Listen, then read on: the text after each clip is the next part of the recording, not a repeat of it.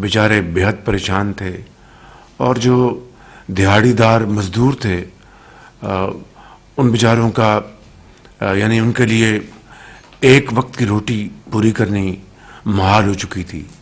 ہسپتالوں میں مریضوں کے لیے جو بے پناہ مشکلات بنی، اور اسی طریقے سے جو جڑواں شہر ہے وہاں پر بھی زندگی تقریباً معطل ہو چکی تھی۔ اس کا ایک بڑے کانٹیکسٹ میں پاکستان کے اندر جو معیشت کو نقصان پہنچا وہ آپ سب کے سامنے ہے۔ ایک ہی میں آپ کو اگر انڈیکیٹر بتاؤں کہ ہمارا جو اسٹاک ایکسچینج ہے وہ آج سے چند دن پہلے 99,000 سے اوپر چلا گیا تھا، تقریباً 99,300 پوائنٹس پہ یہ تاریخی ایک اس کا ایک مقام تھا۔ صرف کل ایک دن میں یہ ان فسادیوں کی وجہ سے جو کہ پاکستان کی ترقی اور خوشحالی کے ایک پرماننٹ دشمن بن چکے ہیں، ان کی وجہ سے ایک دن میں اس اسٹاک ایکسچینج نے غوطہ کھایا اور تقریباً 4,000 پوائنٹس لوز کیے۔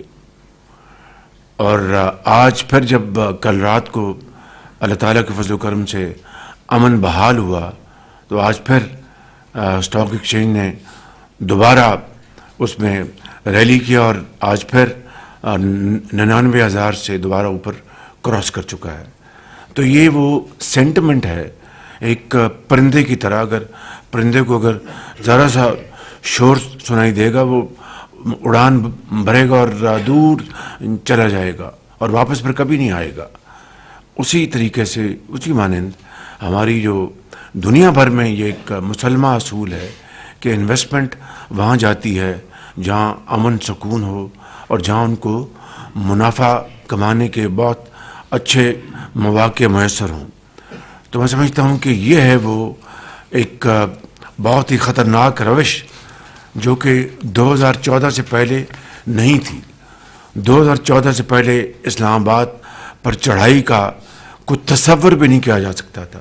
ہوتے تھے پروٹیسٹ پرامن، شہروں میں ہوتے تھے، اپنے احتجاج لوگ کرتے تھے، ان کا حق حاصل ہے، آئین اور قانون ان کو حق دیتا ہے کہ وہ اپنے پرامن طور پر اپنے جو مطالبات ہیں ان کے لیے وہ پیسفل پروٹیسٹ لانچ کریں، مارچ کریں، وہاں کے کمشنر سے اجازت لیں اور پھر اس روٹ پر وہ جا کر پرامن احتجاج کر کے اس کو ختم کر دیں۔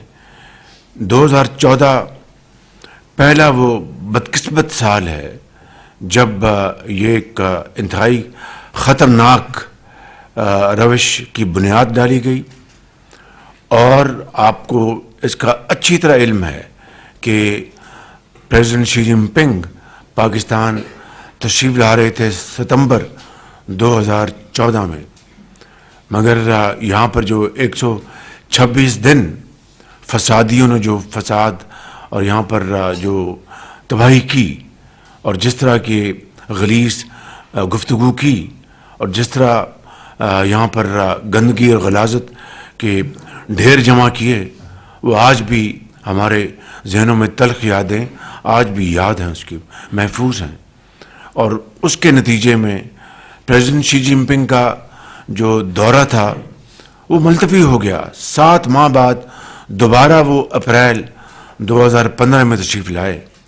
میں تفصیل میں نہیں جاتا، ابھی ایس سی او کی میٹنگ ہوئی شنگھائی کانفرنس کی یہاں پر اسلام آباد میں، پھر ان فسادیوں نے دوبارہ فساد میں جانے کا پورا پروگرام رچایا یہاں پر، اور یہاں تک کہ بعض ہمارے مہمان، بڑے دوست ممالک کے مہمان، وہ تشویش کی وہاں پر لہر دوڑی کہ ہم پاکستان کا دورہ کریں نہ کریں، اور پھر اس حوالے سے جو اس کی سیکیورٹی کے حوالے سے جو چیلنجز تھے اس کو ہم نے میٹ کیا الحمدللہ ایک اجتماعی بصیرت اور ایک اجتماعی پلاننگ کے ساتھ۔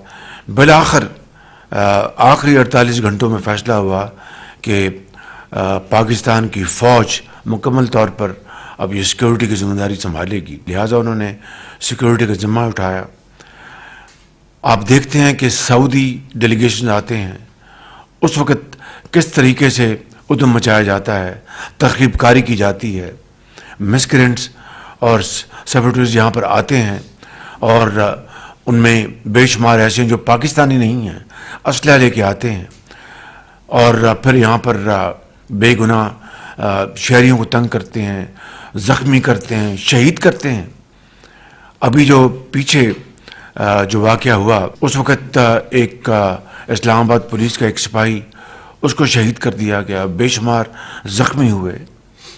میں سمجھتا ہوں کہ کوئی محب وطن تو کیا ایک عام انسان بھی یہ سوچ نہیں سکتا کہ جس ملک میں رہ کر، جس ملک نے اس کو عزت دی، روزگار دیا، تعلیم دی، مواقع دیے ترقی کرنے کے، وہ اسی ملک کا دشمن ہو جائے اور دشمنوں سے بھی آگے بڑھ کے وہ پاکستان کی مخالفت کرے اور دشمنی کی اس حد تک چلا جائے کہ ملک خدا نخواستہ برباد ہو جائے، کوئی پرواہ نہیں۔ اس خطرناک روش نے، میں سمجھتا ہوں کہ آج ہم سب کو اس بات پر سوچنے پر مجبور کر دیا ہے کہ ہمیں اب باہمی مشاورت اور صلاح مشورے سے ایسے ہمیں سخت فیصلے کرنے پڑیں گے، یا ہمیں پاکستان کی معیشت کو بچانا ہے، ترقی سے ہمکنار کرانا ہے، پاکستان کو خوشحال کرنا ہے، یا پھر یہ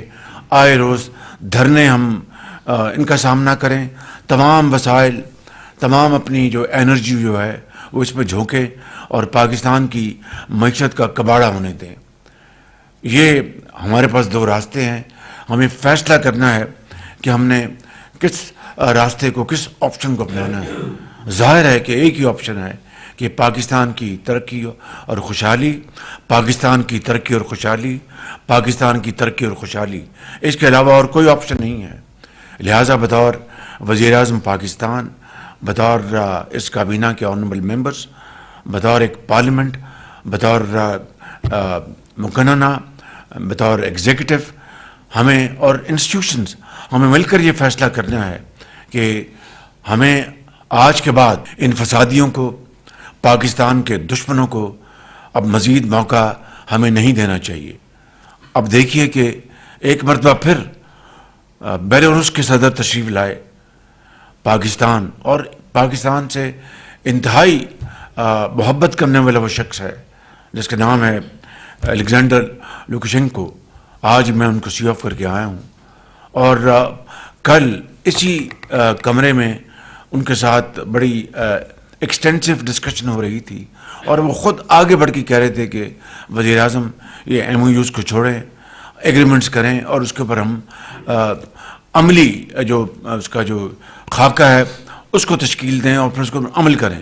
اور فیصلہ ہوا کہ اسی مہینے ہمارا ایک وفد جائے گا دسمبر میں اپنا مینسک، وہاں پر جا کر کاؤنٹر پارٹ سے تیاری کر کے یہاں سے وہاں پر فائنل، وہاں پر حتمی شکل دیں گے، اور انشاءاللہ فروری میں پریزیڈنٹ آف بیلاروس اور پرائم منسٹر آف پاکستان کے درمیان معاہدے ہوں گے، جس میں ایگریکلچرل امپلیمنٹس، ایگریکلچرل مشینری اور زراعت کے علاوہ دوسرے جو شعبے ہیں ہم ان سے فائدہ اٹھا سکتے ہیں سرمایہ کاری کے حوالے سے۔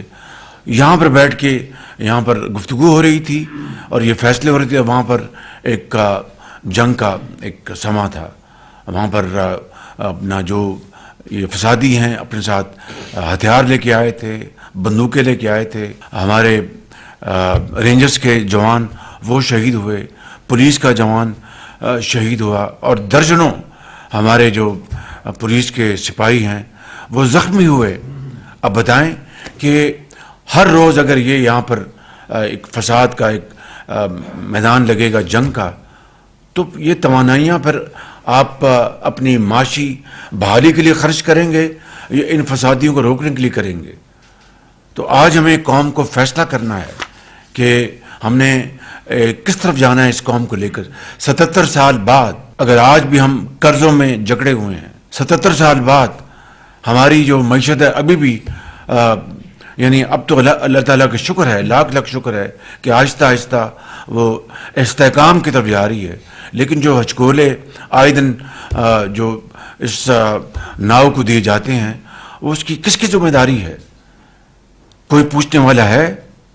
میں سمجھتا ہوں کہ اگر 9 مئی کے جو مجرم ہیں ان کو اگر عدالتیں کڑی سزائیں وقت پر دے دیتی تو آج ہمیں یہ دن نہ دیکھنا پڑتا. اور جو قانون کو ہاتھ میں لے کر جو قانون کی دھجیاں اڑائی گئیں ان کو قرار واقعی سزائیں ملتی تو آج ہمیں یہ دن نہ دیکھنے پڑتے. یہ ہیں وہ حالات، میں سمجھتا ہوں جس کا نہ صرف مجھے، آپ کو، پوری قوم کو آج اس کا نہ صرف سامنا ہے، ہمیں بہت ارک ریزی کے ساتھ اس کے اوپر سوچ بچار کر کے فیصلہ کرنا ہے کہ ہم نے آگے کس طرح بڑھنا ہے. میں دل کی اتھاہ گہرائیوں سے میں شکریہ ادا کرنا چاہتا ہوں اسلام آباد پولیس کا، رینجرز کا، پنجاب پولیس کا، سندھ کی پولیس کا اور لا انفورسنگ ایجنسیز کا، جنہوں نے مل کر اس تازہ ترین حملے کو ان کو ڈیفیٹ کیا، شکست دی اور ان کو دھکیلا. کل رات پورا اسلام آباد ان سے خالی کرایا گیا. ابھی دیکھیں کہ کے پی میں کس طریقے سے دہشت گردی نے وہاں پر سر اٹھا رہی ہے، کس طریقے سے بلوچستان میں جو انسرجنسی ہے وہ سر اٹھا رہی ہے، کس طریقے سے کرم ایجنسی میں درجنوں بے گناہ لوگ شہید ہو گئے، درجنوں. چاہیے تو یہ تھا کہ کے پی کی حکومت کو پورا اپنا فوکس، پوری توجہ وہاں پر پارا چنار میں، کرم میں لا اینڈ آرڈر کو ٹھیک کرنے کے لیے کرتے. انہوں نے نہ صرف ان کو اپنا زندگی کے اندھے تھپیڑوں کے حوالے کر دیا، خود بندوقیں لے کے اپنے سرکاری وسائل استعمال کرتے ہوئے اسلام آباد پر پوری طرح دوبارہ لشکر کشی کی. یہ پاکستان اس لیے قائد اعظم نے بنایا تھا، اس لیے لاکھوں لوگوں نے جانوں کے نذرانے پیش کیے تھے، تب جا کر پاکستان مارج وجود میں آیا ایک نعمت کے طور پر. اور آج اگر ہم اس کفران نعمت کریں تو میں سمجھتا ہوں کہ اس سے زیادہ ہم نہ اس قوم کے ساتھ زیادتی کر سکتے ہیں، نہ اور ان روحوں کے ساتھ زیادتی کر رہے ہیں. ان کو تب سکون پہنچے گا جب صحیح معنوں میں یہ پاکستان حضرت قائد اعظم کا پاکستان بنے گا اور قرآن کریم کی جو احکامات ہیں اس کے مطابق ہم زندگی بسر کریں. آج غریب آدمی کو پوچھیں، زندگی اس کے اوپر تنگ ہو چکی ہے. وہ نہ اپنے بچوں کو اسکول بھیج سکتا ہے، نہ ہسپتال جا سکتا ہے، نہ اپنے لیے وہ روٹی کما سکتا ہے کہ بچوں کو کما کر وہ روٹی، دال روٹی کھلائے. اور یہاں پر قطعاً کوئی پرواہ نہیں اور دھاوا بول دیں اور کس طریقے سے وہ غلیظ زبان استعمال کر رہے ہیں، دھمکیاں دے رہے ہیں. تو میں سمجھتا ہوں کہ یہ آج کی میٹنگ یہ انتہائی اہم ہے. میں نے آج صرف ایک 1 پوائنٹ ایجنڈا رکھا ہے تاکہ میں اپنی معروضات کے بعد میں آپ کو بھی پہلے پریزنٹیشن ہوگی، پھر میں آپ کو بھی موقع دوں گا. میں یہاں پر جس طرح میں نے یہاں پہ تمام اپنی سپاہ کا، اسلام آباد پولیس کا، رینجرز کا، ان کے ہیڈز کا، پنجاب پولیس کا، سندھ پولیس کا، ان کے وہاں کی حکومت کا اور ان کے سربراہوں کا میں شکریہ ادا کرنا چاہتا ہوں. وہیں پر میں انٹیریئر منسٹر کا شکریہ ادا کرنا چاہتا ہوں، ان کے انٹیریئر سیکرٹری کا، ان کی پوری ٹیم کا، جنہوں نے دن رات ایک کیا، اس کے لیے پوری محنت کی. اس طریقے سے ہمارے جو انفارمیشن منسٹر ہیں عطا تارڑ صاحب، انہوں نے بڑی اچھے طریقے سے جو یہ مناظر دکھائے تاکہ قوم کو حقائق کا پتہ چلے. مگر یہاں پر میں یہ بات مکمل نہیں ہوتی، جو ہماری انٹیلیجنس ایجنسیز ہیں ان کی ہمیں بھرپور معاونت رہی کہ جو ہمارے سپہ سالار ہیں انہوں نے اسلام آباد کے اوپر جو لشکر کشی تھی، یہ بھی اور ماضی میں بھی اور اس بار خاص طور پر انہوں نے پورا تعاون کیا، پوری مدد کی. اور اللہ تعالیٰ کے فضل و کرم سے یہ جو سرکشی تھی، یہ چڑھائی تھی اپنے ہی دارالخلافہ کے خلاف، اس نے وہ دم توڑ گئی کل رات کو. لیکن ہر روز ایسا نہیں ہوگا، نہ ہم اس کے متحمل ہو سکتے ہیں. We can't afford to sap our energies and our resources on a daily basis. تو اس لیے میں سمجھتا ہوں اس کے لیے ہمیں بڑی سنجیدگی کے ساتھ اس کے اوپر ہمیں گفتگو کرنی چاہیے. ان کا مطالبہ وہ کیا کہتے ہیں؟ اصل میں ان کو تکلیف یہ ہے کہ پاکستان ڈیفالٹ جو ہونے جا رہا تھا پچھلے 16 مہینے کے دور میں، وہ ڈیفالٹ ہونے سے کیوں بچ گیا، کس طرح بچ گیا. بھائی عقل کے اندھو، جو کولیشن گورنمنٹ کے جو تھی پولیٹیکل پارٹیز، انہوں نے اپنا پولیٹیکل کیپٹل انہوں نے جھونک دیا. مہنگائی آسمانوں سے باتیں کر رہی تھی، گیلپنگ انفلیشن اور جو پالیسی ریٹس وہ آسمانوں پہ جا رہے تھے. لوگوں کی جو امپلائمنٹ ختم ہو رہی تھی، پروڈکشن ختم ہو رہی تھی. We are becoming انکمپیٹیو. اللہ تعالیٰ نے سبب بنایا. بالآخر پیرس میں میری ملاقات ہوئی IMF کے MD سے، یہ مئی یا جون 2022 میں، اور الحمدللہ وہاں پر ہم نے ایک طے کیا اور پاکستان ڈیفالٹ سے نکل آیا. مگر اس کے بدلے میں بے پناہ ہم نے اپنا سیاسی اثاثہ قربان کر دیا. میاں محمد نواز شریف صاحب نے، آصف زرداری صاحب نے، بلاول بھٹو صاحب نے، مولانا فضل الرحمان صاحب نے، درجہ بدرجہ سب نے. لیکن سب سے زیادہ ہم نے کیا اس لیے کہ وزیر اعظم مجھے منتخب کیا تھا اور فائنانس منسٹر اسحاق ڈار صاحب تھے. ظاہر ہے کہ توپ کا نشانہ تو ہم تھے، لیکن ظاہر ہے کہ سب نے مل کر اس میں اپنا حصہ ڈالا. 8 مہینے کے اندر الحمدللہ آہستہ آہستہ ہماری جو معیشت ہے وہ مستحکم ہو رہی ہے. تمام اشاریے اسی کی طرف اشارے، حالانکہ حتیٰ کہ جو ہمارے جو بدترین ناقد ہیں وہ بھی یہ کہنے پہ مجبور ہیں کہ پاکستان کی معیشت مستحکم ہو رہی ہے، مگر ساتھ پھر وہ اپنا قافیہ ملاتے ہیں. یہ بھی ساتھ ہونا چاہیے. بالکل کریں گے انشاءاللہ جب یہاں پر اللہ تعالیٰ ہمیں joint effort. Remember this is result of joint efforts. I swear to God no one is empowered to create this mini miracle. It is a teamwork, joint efforts and untiring efforts. یہ میرا ایمان ہے. یہ کابینہ کا اشتراک، کابینہ کی محنت، آنریبل ممبرز کی، سب کی، اور ان کے جو اپنا ساتھی ہیں، سیکرٹریز ہیں، درجہ بدرجہ سب کی.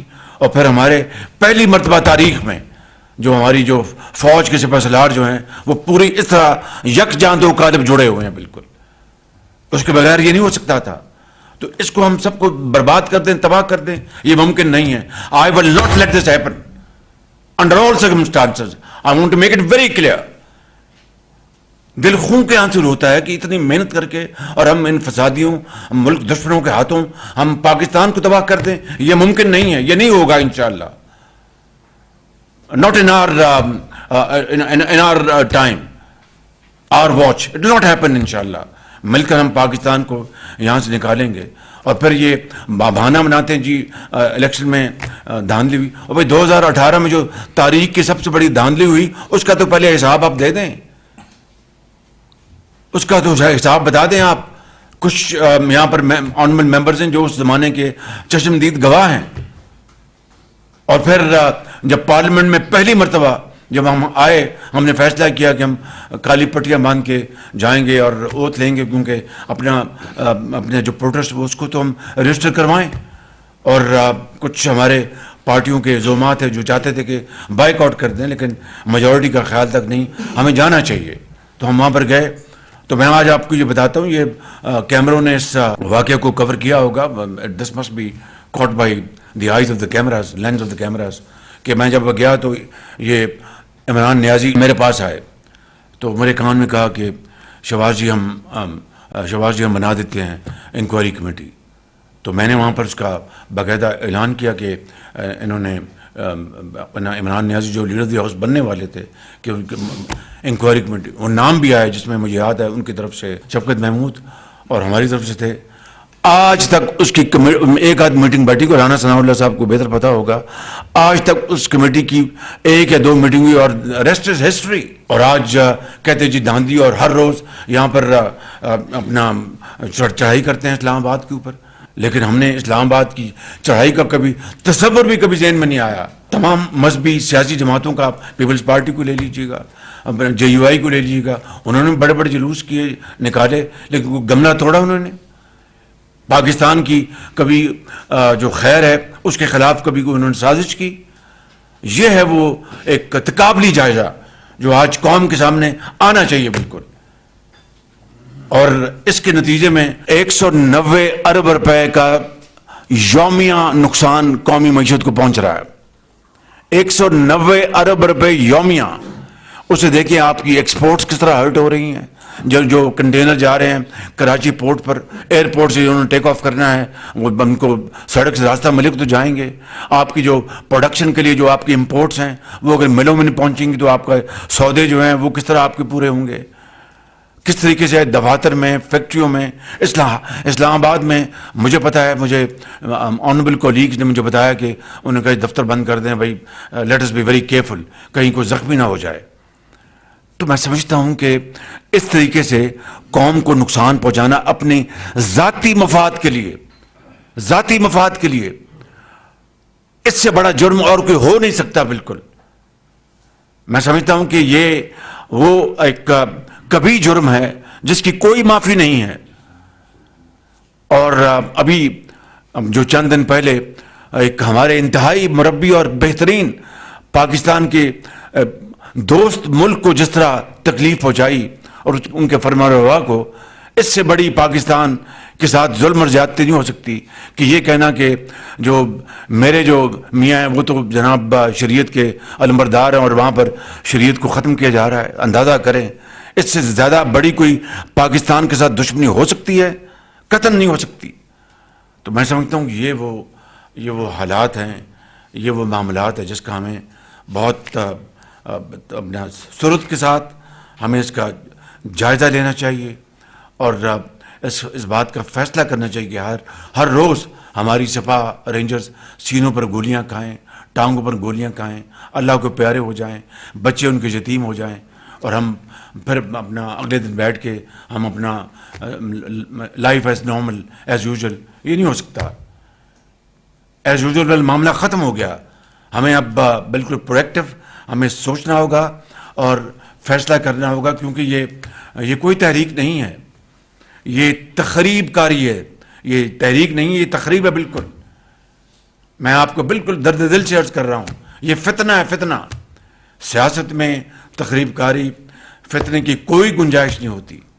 سیاسی پارٹیاں اپنا ایک ہراول دستے کے طور پر اپنا رول ادا کرتی ہیں، قومی ترقی اور خوشحالی میں اپنا پوائنٹ آف ویو دیتی ہیں، نہ کہ گالی گلوچ، نہ کہ گولیوں اور کلاڑوں سے اپنا جا کے لوگوں کو زخمی کریں، گالیاں دیں، ملک کے اندر ایک فساد پیدا کریں، پاکستان کے دوست ممالک کو ناراض کریں.